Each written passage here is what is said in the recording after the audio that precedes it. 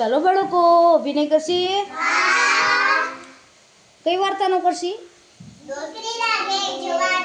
દીકરીના ઘેર જવા દે.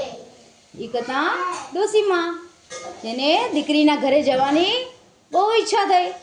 એક દિવસ ડોસીમાં તો લાકડી લઈને ધીમે ધીમે દીકરીના ઘર જવા નીકળી ગયા.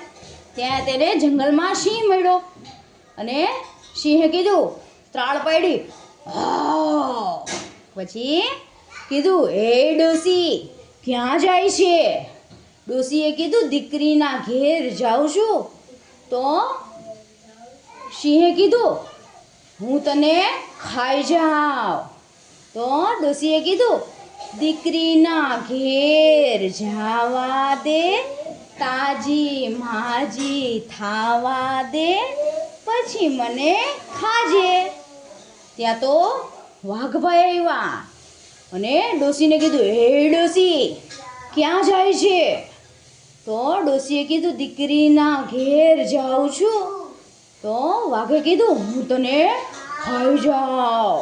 તો ડોસીએ કીધું, દીકરીના ઘેર જાવા દે, તાજી માજી થાવા દે, પછી મને ખાજે. ત્યાં રીંછ આવ્યું અને રીંછે એવું જ કીધું અને હું તને ખાઈ જાઉં. તો ડોસીએ શું કીધું?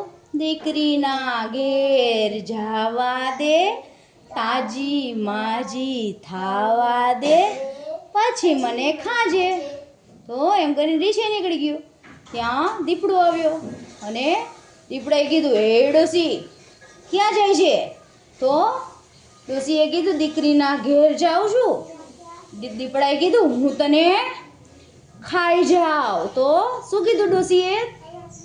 દીકરીના ઘેર જાવા દે, તાજી માજી થાવા દે, પછી મને ખાજે.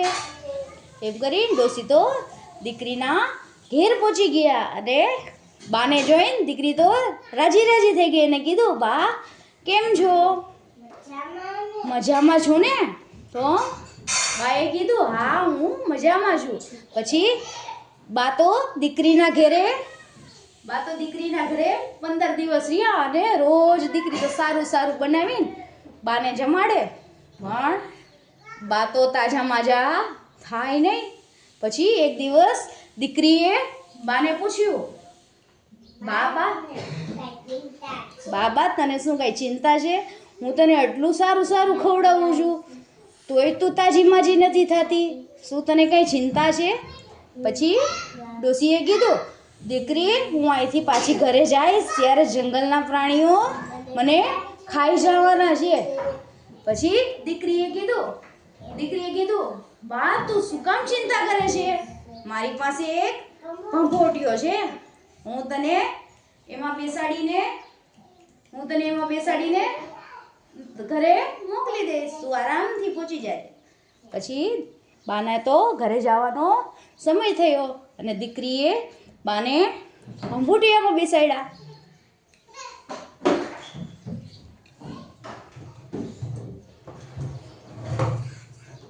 અને બાના ભંભોટીયાને દીકરીએ ધક્કો માર્યો. ત્યાં તો બા ધીમે ધીમે ઘરે જવા નીકળીએ. ત્યાં વચ્ચે તેને દીપડો મળ્યો અને દીપડાએ કીધું, હા, અને ત્રાડ પાડીને શું કીધું? એ ભંભોટીયા તે ડોસીને ક્યાંય જોયા છે? તો ભંભોટીયો તો બોલે નહીં અને અંદરથી ડોસીનો અવાજ આવ્યો, કિસકી ડોસી કિસકા કામ, ચાલ ભંભોટીયા અપને ગામ. અને દીપડો નીકળી ગયો. પછી વાઘ આવ્યો, સિંહ આવ્યો અને ભંભોટીયામાંથી અવાજ આવે, કિસકી ડોસી કિસકા કામ, ચાલ ભંભોટીયા અપને ગામ. એમ કરતો કરતો ભંભોટીયો તો ઘરે જવા લાગ્યો અને બધા પ્રાણીઓ તેની પાછળ પાછળ જવા લાગ્યા.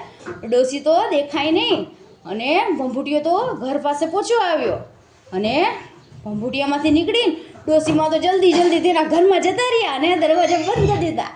બધાએ પ્રાણીઓ નિરાશ થઈને પાછા ત્રાડ પાડીને જંગલ તરફ ફર્યા. ચાલો, સરસ મજા આવી.